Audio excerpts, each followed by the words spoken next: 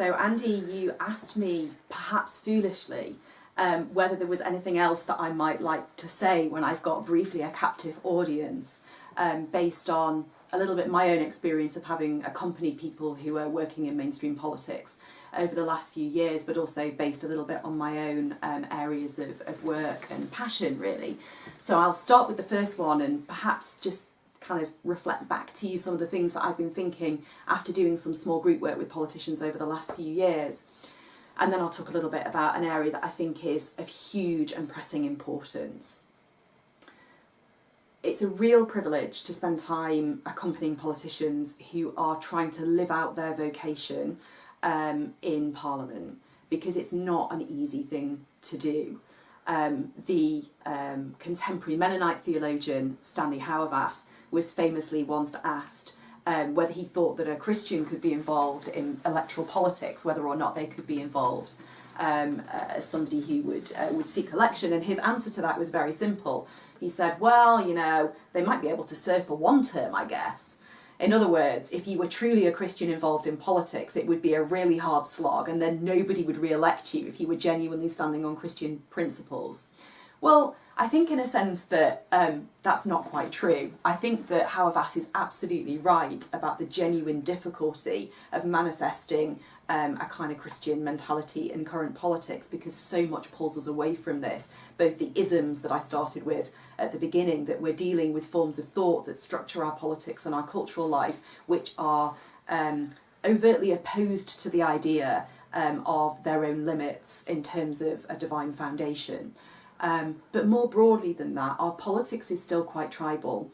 And one of the things that really gave me some hope in the last Parliament, actually under the coalition, I mean, nothing to do with what the coalition did, to be clear, but something which I think did happen under the coalition, is that there were more opportunities for cross-party working.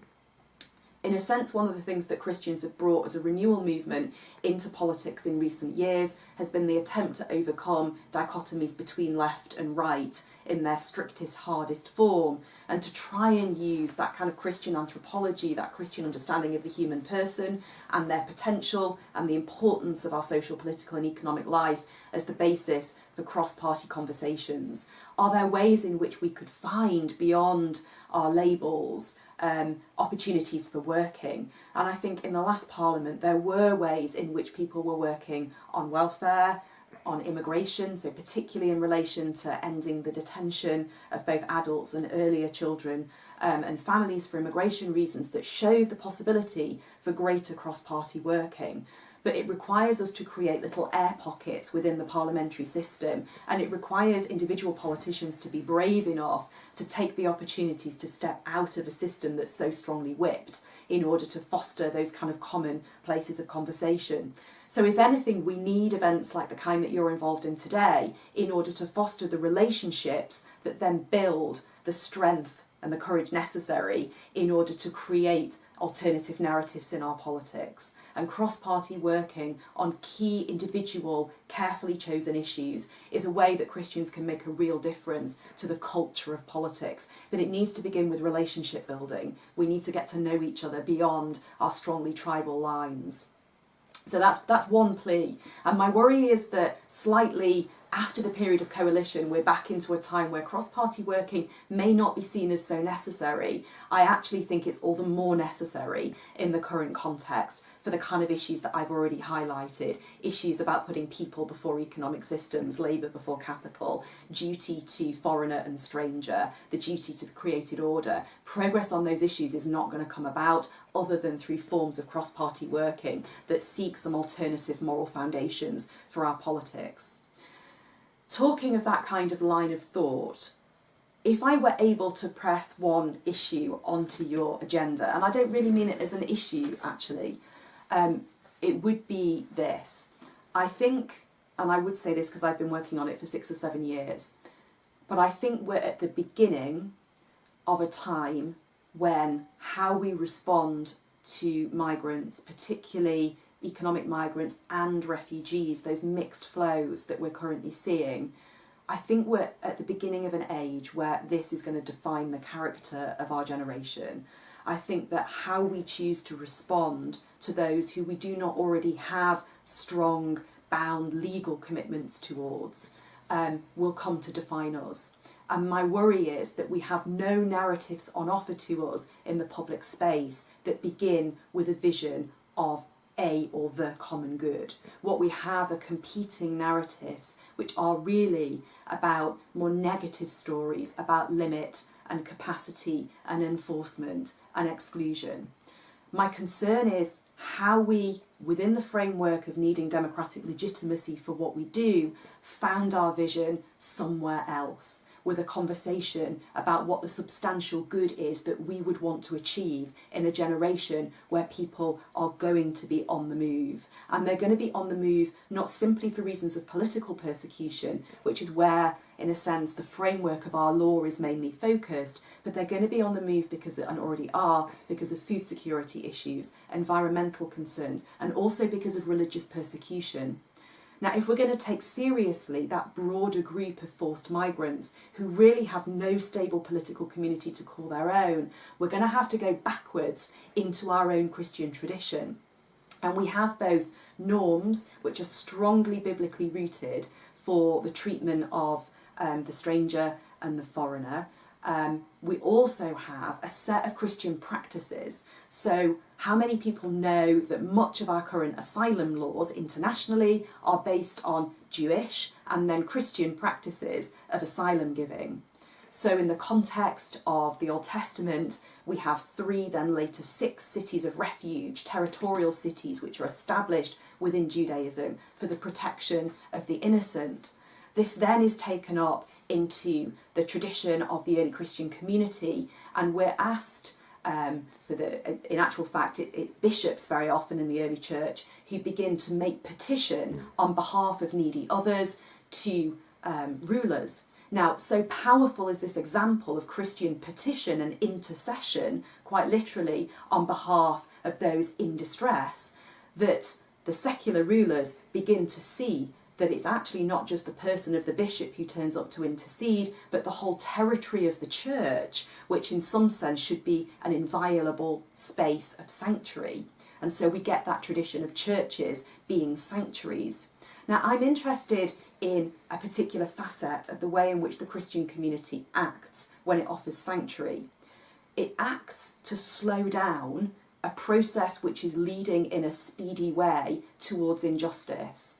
It stops a process for a moment in time, such that, in a sense, justice can be regenerated.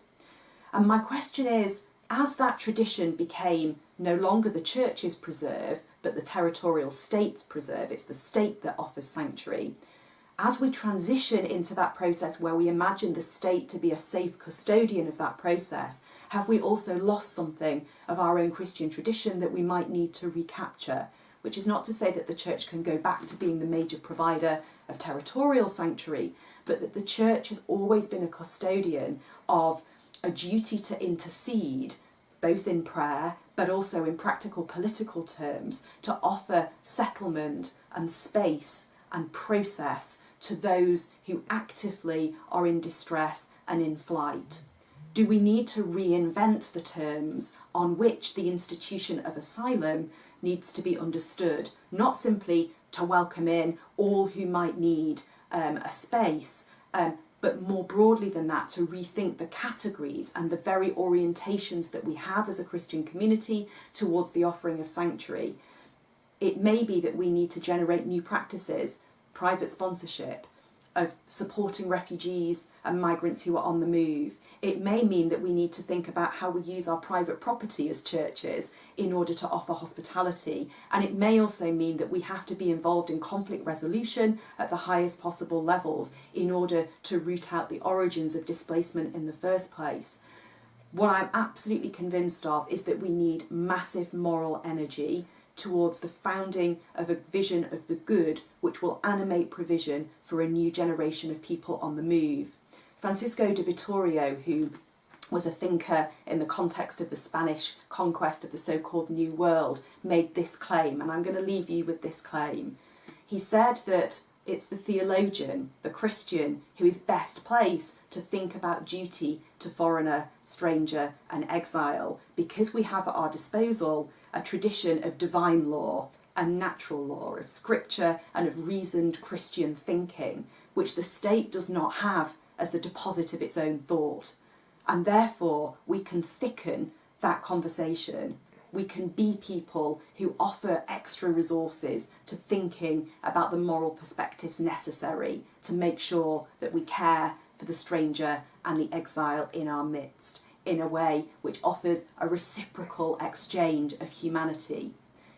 Francisco de Vittorio roots this in the idea of the human person as a communicating being, and he actually argues very strongly on this basis for a right to travel as part of his theory. But the idea that we are basically beings orientated towards deep forms of communication with the divine and the other needs to push us with great energy into a new generation of thought about what it means to offer sanctuary in this world. So Christian thinking about migration tends not to focus simply like a form of secular cosmopolitanism on a borderless world in which borders have no reason, no raison d'etre, and in which we don't need to kind of broker the relationship between local communities and a more international community. The Christian tradition tends to focus on the role of political leadership in balancing the common good, which is that of the local and national community, with the duty to an international common good. So what falls into the limelight, what falls into the foreground, is the role of political leadership, the key role of political leaders in understanding with wisdom the needs of their own communities, and particularly the poorest in their own communities, vis-a-vis the duty that's offered to the person who knocks on the door of that political community and seeks entry. And in one sense, what the Christian community has pointed out repeatedly is that that duty towards those who are already settled in a community and who already feel fairly marginalised and excluded needs to be brought into conversation with the responsibility that we have in terms of a broader common good. Within our own politics at the moment, we seem not to have understood that dilemma. We seem not to have understood the relationship between what is owed to citizen and what is owed to stranger in such a way that those relationships can be brokered. We need desperately political leadership that allows us to understand how we can offer both welcome to the stranger and hospitality to those who are in need, alongside a commitment to the regeneration of our own communities.